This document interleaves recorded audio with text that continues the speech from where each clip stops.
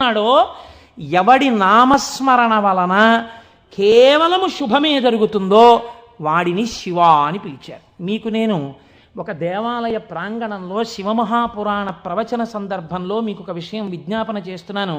ఇది పరమసత్యం, అబద్ధాలు చెప్పుకోవలసిన దౌర్భాగ్యం నాకు లేదు. బహుశా మా దొరగారికి ఒక్కరికి తెలిసేమో, ఆయన నాకు పేరు జ్ఞాపకంలో లేదు. ఈ ఊళ్ళోనే ఒక వ్యక్తి ఉండేవారు. ఆయన ఒకసారి నా దగ్గరికి వచ్చి, అంటే నా ఉద్దేశం ఇలాంటి బాధల్లో ఉన్న వాళ్ళందరినీ మా ఇంటికి వచ్చేసి నన్ను అడగమని కాదు. ఆయన ఒకసారి మా ఇంటికి వచ్చి ఒక్కసారి మీకు నమస్కారం చేసి వెళ్ళిపోతానని చాలా వ్యగ్రతతో అన్నాడు. అంటే నేను ఆఫీస్కి వెళ్ళిపోతున్నానండి, టైం అయిపోతుంది, ఇప్పుడు నమస్కారం పెట్టి మాట్లాడడం ఎందుకు, అక్కర్లేదు నేనేం మాట్లాడను, ఒకసారి నమస్కారం చేసి వెళ్ళిపోతానని. సరే చెయ్యండి, కానీ అది మీరు నమస్కారం చేస్తానన్నట్టు లేదు, ఒక్కసారి మిమ్మల్ని కొడతానన్నట్టుంది. ఎందుకంత భావన వ్యగ్రత అన్న అంటే, ఇవాళే నా జీవితానికి చిట్ట చివరి రోజు, నేను ఆత్మహత్య చేసుకోబోతున్నాను. నా మనస్సులో ఎప్పుడైనా శాంతి కలిగితే మీ ఉపన్యాసాల్లోనే కలిగేది. అందుకని మీకు ఒక్కసారి నమస్కారం చేసి ఆత్మహత్య చేసుకుందామని వచ్చాను. మీకు ఒక్కరికే చెప్తున్నాను, మీరు ఎవరికీ చెప్పకండి, సాయంకాలానికి నేను ఉండను అన్నది.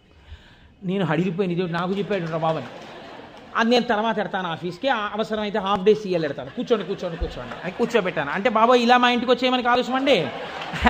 కాబట్టి కూర్చుంటే ఏమి మీకు ఎందుకు కలిగింది బాధ, ఆయన ఏదో పాపం చాలా చెప్పుకొచ్చాడు ఏడుస్తూ. నేనన్నా సరే ఒక పని చేయండి, ఆఖరి ప్రయత్నం ఒకటి చేయండి.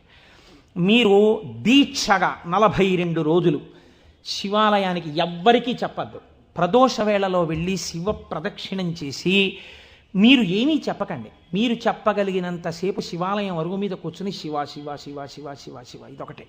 ఒక 42 రోజులు ఈ దరిద్రాన్ని, మీ కష్టాలని అనుభవించి చూడండి అన్నాను. మీరు నమ్ముతారా? ఆ వ్యక్తి నా దగ్గరికి వచ్చి, నా జీవితంలో ఆశించని రీతిలో నా జీవితానికి ఒక కొత్త మలుపు తిరిగిందండి, నేను వరంగల్ వెళ్ళిపోతున్నాను, నేను సెటిల్ అయిపోతున్నానని చెప్పాడు. ఆ వ్యక్తే నాకు ఈ మధ్యనే మళ్ళీ ఫోన్ చేసి, కోటేశ్వరారు ఇప్పుడు నేను ఎంత ఆనందంగా ఉన్నానోనండి, ఒక్కసారి మీరు ఏమైనా వరంగల్ వస్తారేమిటండి ఉపన్యాసాలకి, మీ దర్శనానికి వద్దాం అనుకుంటున్నాను, నేను కూడా కాకినాడ అన్నాడు. అయ్యా మీరు ఎప్పుడైనా కాకినాడ, ఇప్పుడు అక్కర్లేదు, ఇప్పుడో తర్వాత వద్దురు కానీ, నేను వరంగల్ ఇప్పుడు మాత్రం రావట్లేదు, నేను వరంగల్ వస్తే చెప్తాను, అప్పుడు మీరు నా దగ్గరికి వద్దురు కానీ తప్పకుండా దర్శనానికి అన్నాడు. కళ్యాణి అందులో అంటారే, ఏతి జీవంతిమానందో నరం వర్ష శతాదపి అంటుంది సుందరకాండ. 100 ఏళ్ళు బతికిన వాడు శుభాన్ని చూస్తాడు. అందుకే తొందరపడి ఏదో సమస్య ఉందని ఆత్మహత్యలు చేసేసుకుంటాం, ఇలాంటి మాటలు అనకూడదు. కాబట్టి చూడండి, శివుడు ఉద్ధరించగలడు